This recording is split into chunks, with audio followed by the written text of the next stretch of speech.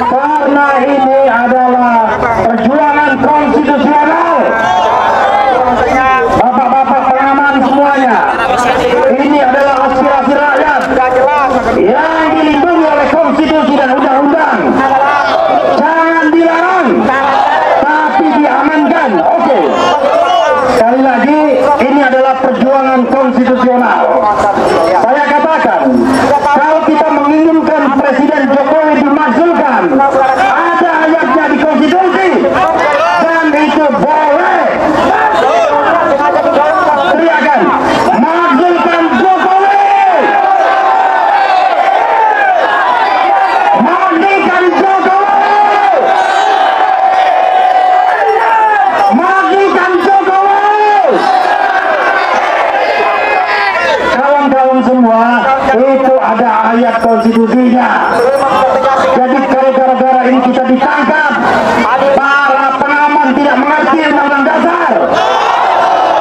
Yang tidak boleh itu perpanjangan masa jabatan, karena tidak ada di konstitusi. Kalau kita minta Jokowi mundur, boleh atau tidak? Boleh. Kalau tidak dimaksudkan Jokowi mundur, Jokowi mundur, Jokowi mundur. Itu pun ada konstitusinya. Bapak-bapak semua ya, saya kira adik-adik saya semua, bapak pengaman, itu perjuangan parlemen jalanan. Kita terus lanjutkan tanggal 1, tanggal 5, tanggal 9 sampai aspirasi konstitusional kita berhasil. Insya Allah, teriakan insya Allah. Yang kedua, kawan-kawan semua, ada perjuangan di belakang kita. Kita desak dan dukung partai-partai politik, terutama mereka yang anti kecurangan, untuk menggelar hak angket DPR. Dukung hak angket, dukung hak angket, dukung hak angket. Itu perjuangan parlemen. Kita harus dukung, kita harus support mereka untuk berani mengungkapkan segala kecurangan yang terjadi, yang didesain oleh Istana dan Jokowi serta para kroni-kroninya. Kawan-kawan semua, yang ketiga adalah insya Allah setelah ini saya akan rapat untuk merumuskan, mensupport perjuangan kita di Mahkamah Konstitusi. Jadi ada 3 level perjuangan. Percaya atau tidak dengan MK? Percaya atau tidak dengan MK? Sama saya juga tidak percaya. Persoalannya, kita tidak punya pilihan lain untuk membatalkan hasil pemilu, untuk mendiskualifikasi orang curang, hanya bisa melalui Mahkamah Konstitusi. Kecuali rakyat Indonesia berkumpul 1 juta di sini, pemerintahan akan jatuh, dan itu adalah hukum tata negara darurat sah secara ilmu pengetahuan dan konstitusi. Ya, tapi kita tetap hargai kehadiran teman-teman di sini. Kita satu aspirasi, dan kita hormati juga yang di sebelah sana yang berbeda aspirasi. Yang paling penting adalah apakah kita bergerak karena hati nurani? Kalian bergerak dengan hati nurani? Apakah bergerak dengan uang? Dengan kekuatan? Ciri bergerak dengan hati nurani itu adalah jumlahnya lebih banyak, lebih militan, lebih bisa dipertanggungjawabkan. Sobat-sobat semua, kawan-kawan semua, 3 level perjuangan ini tidak usah kita saling menegasikan. Sama-sama kita dukung. Parlemen jalanan kita dukung. Hak angket kita dukung. Batalkan kecurangan di MK kita dukung. Tapi hak angket akan berhasil kalau kita terus ada di jalanan. 100.000 tidak perlu, 1 juta tidak perlu. MK akan berhasil kalau ada parlemen jalanan. Berikan keberanian pada hakim-hakim MK untuk kembali kepada hati nurani.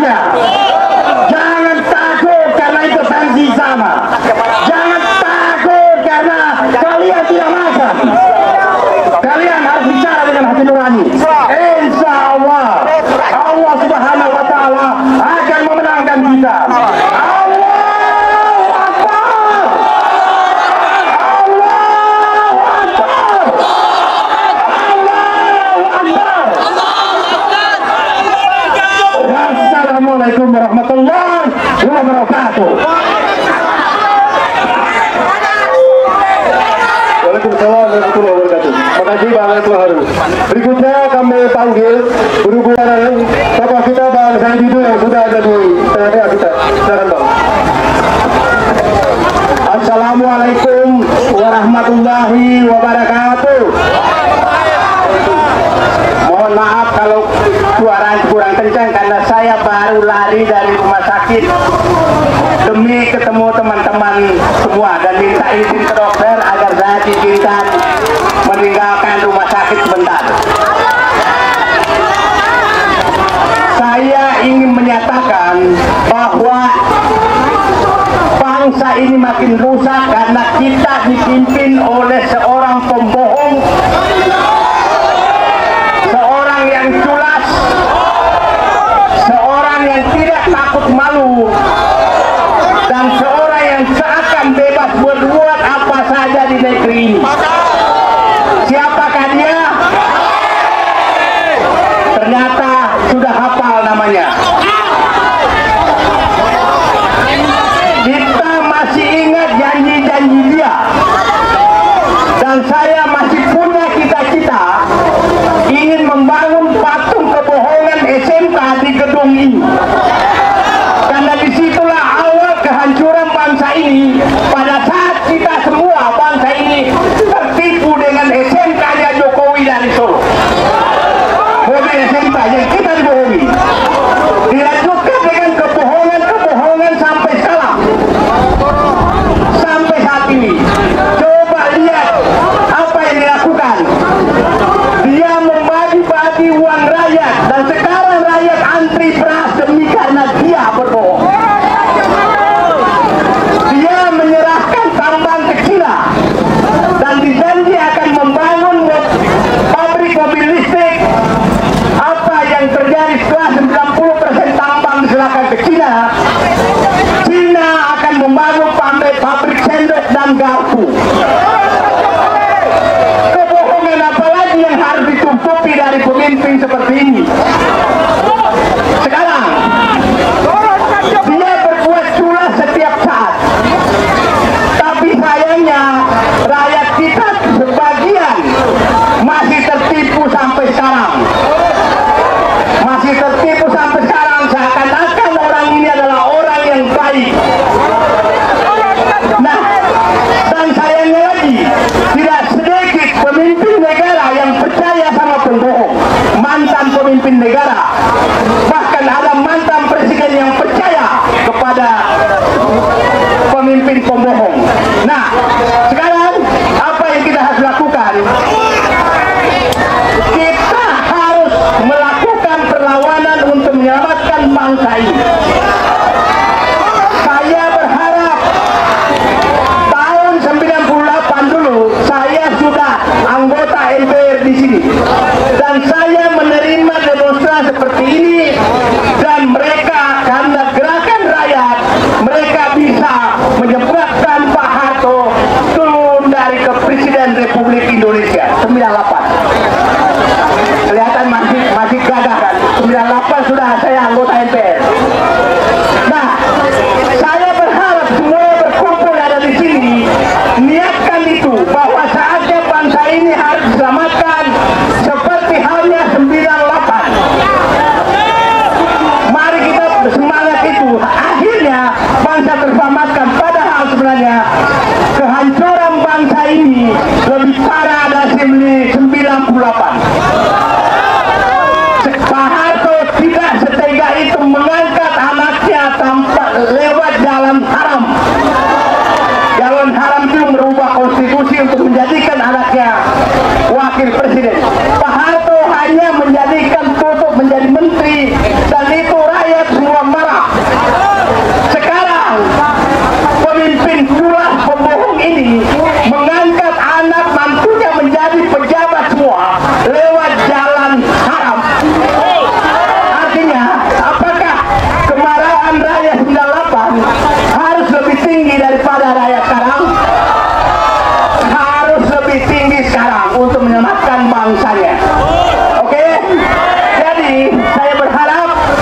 Insya Allah jangan patah semangat.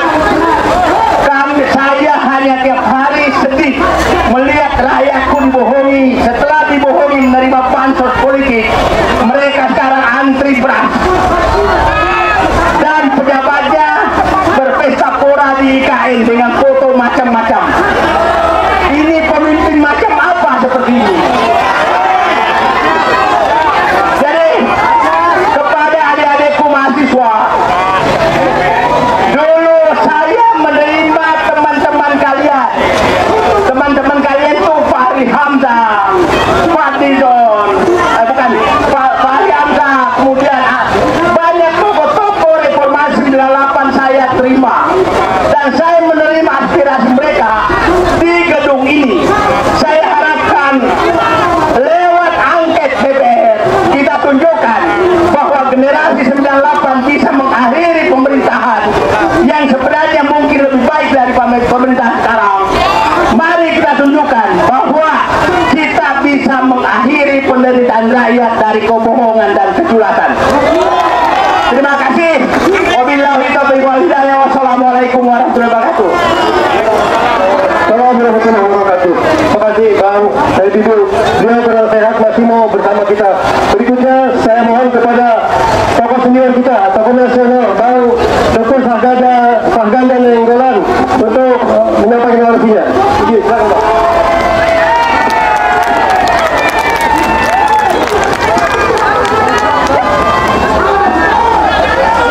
Bismillahirrahmanirrahim.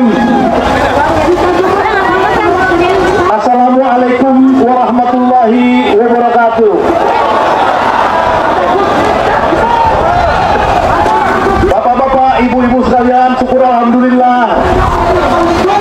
Pada hari ini kita ada di depan gedung DPR ini untuk menunjukkan bahwa kita adalah bagian daripada perubahan itu. Saya datang kemari diminta oleh massa yang akan menuntut kebenaran di Republik ini. Saya datang kemari agar saya bersama teman-teman melanjutkan kecapean kita, penderitaan kita ketika kita jalan berjam-jam menuju ke kampanye akbar bisnis pada tanggal 10 yang lalu, 10 Februari lalu. Kenapa kita melakukan itu semuanya? Kenapa kita datang kemari? Kenapa kita datang ke DPR ini, saudara-saudara? Kenapa kita datang kemari, ibu-ibu sekalian? Yang mungkin ada dari Tasik, di sebelah saya dari Tasik, datang 11 bus kemari. Ada orang yang datang dari Tangerang, ada yang datang dari luar Jawa, ada yang datang dari mana-mana. Kita datang kemari kenapa? Karena kita datang karena kecintaan kita kepada keadilan dan demokrasi yang harus ditegakkan secara sungguh-sungguh di Republik ini. Bapak-bapak, ibu-ibu sekalian, saya melihat wajah-wajah kalian semua. Kita bukanlah orang-orang bayaran. Kita bukanlah orang-orang yang dimobilisasi. Kita bukan orang-orang yang tidak punya kerja. Kita adalah orang-orang yang mengorbankan diri kita, keluarga kita, harta kita di jalan Allah. Agar apa? Agar bangsa Indonesia ini bisa menjadi maju, menjadi bangsa besar. Agar bangsa Indonesia ini bisa maju, memimpin seluruh bangsa-bangsa. Tapi kenapa kita datang kemari? Karena kita kecewa, ternyata kita dikhianati. Dikhianati dalam suatu demokrasi yang palsu. Sebuah demokrasi yang direkayasa. Sebuah demokrasi yang dikendalikan oleh politisasi bansos. Yang dikendalikan oleh kecurangan demi kecurangan. Dan ini terjadi tahun 2019 dan terjadi lagi di tahun 2024, saudara-saudara. Mungkin saudara-saudara sudah kenal dengan saya tahun 2019 ketika kita mengorganisasikan perlawanan di gedung Bawaslu, di depan gedung Bawaslu, yang kemudian memakan korban banyak jiwa. Kenapa kita mengulanginya lagi, saudara-saudara sekarang? Karena kita tahu kita tidak ingin demokrasi dihancurkan. Karena dengan keadilan, dengan pemilu yang jujur dan adil, lah kita akan dapat mencari pemimpin yang benar. Sebagaimana kata seperti kata Refri Harun tadi, tidak mungkin semua bangsa sebesar ini menghasilkan seorang pemimpin dari pemilu curang. Bangsa sebesar ini harus mendapatkan pemimpin dari pemilu yang bersih.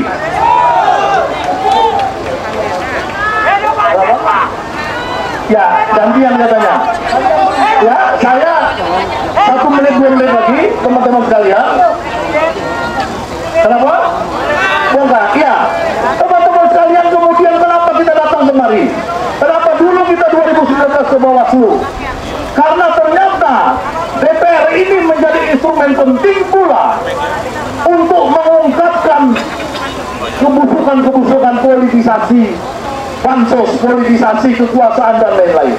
Dengan hak angket ini nantinya teman-teman kita di DPR, wakil-wakil kita di DPR yang menjaga amanah suara kita kepada mereka bisa memeriksa yang berdasarkan beberapa hak angket terdahulu seperti Century Gate, seperti Bulog Gate dan lain-lain. Ternyata yang disembunyikan, yang hanya kita rasakan sebagai kecurangan akan bisa dibuktikan oleh teman-teman di DPR RI. Oleh karenanya yang disebut parlemen jalanan oleh Refri Harun tadi adalah bagaimana kita bersekutu mendorong teman-teman di DPR RI untuk melakukan pemeriksaan terhadap kecurangan pemilu. Kita harus mengutuk kecurangan pemilu. Kita harus mengutuk kecurangan pemilu. Kita harus mengutuk kecurangan pemilu. Supaya anak cucu kita suatu hari nanti akan menjadikan bangsa Indonesia ini menjadi bangsa yang demokrasi, berkeadilan sosial, dan mensejahterakan orang-orang miskin. Karena kalau tidak, orang-orang miskin gampang dibayar untuk demonstrasi menentang kita. Orang-orang miskin gampang diserahkan, orang-orang miskin dapat gampang diminta bobokkan. Kita adalah bagian dari middle class yang harus melawan, yang harus menyadarkan rakyat, menyadarkan bangsa Indonesia. Demikianlah saudara-saudara sekalian, karena banyak lagi tokoh-tokoh yang antri untuk berpidato di sini. Semoga kita menjaga semangat kita. Inilah hari pertama, tapi kita akan terus bergelombang besar dan besar dan besar dan besar sampai seluruh jalan ini kita tutup. Insya Allah ada bulan suci Ramadan, seluruh jalan ini kita tutup. 1 juta masa harus datang kemari. Bersama kita 1 juta masa. Allah Akbar, Allah Akbar, Allah Akbar. Wabillahi taufiq wal hidayah. Wassalamualaikum warahmatullahi wabarakatuh. Ibu diatur, ibu boleh lain dia dari belajar di sini. Ibu diatur ya. Kalau hargai kasihan sama tokoh. Baik, Pak Kamil, terima kasih. Ya, terima kasih. Kemudian ini mahasiswa dari tadi sudah